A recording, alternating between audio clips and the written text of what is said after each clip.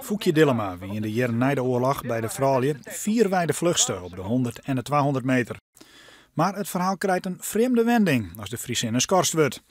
Al jarenlang wordt beweerd dat Foukje Dillema voor het lichaam schorst wordt door de Koninklijke Atletiekunie op basis van een keuring. Maar biograaf en onderzoeker Max Dolen zei op bewijs te beschikken waaruit blijkt dat Foukje Dillema weigerde om mee te werken aan een keuring.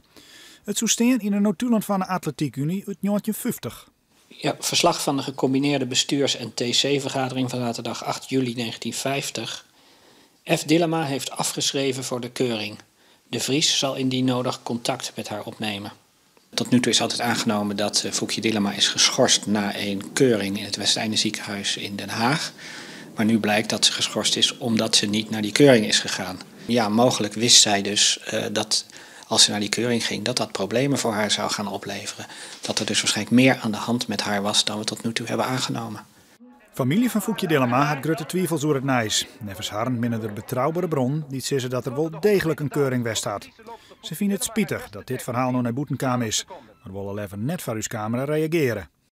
Dit staat zwart op wit op papier. Atletiekhistorici hebben dit onderzocht. Die hebben de rol van de Atletiekunie onderzocht in deze affaire.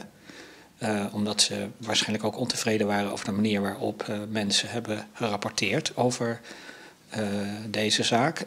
Dat rapport is niet openbaar, maar ze hebben mij wel een aantal stukken laten zien en ze hebben me die notulen opgestuurd. Al jaren is er discussie over het wiere verhaal om Foukje Dillema heen. En daar lijkt het voor eerst geen eind aan te komen.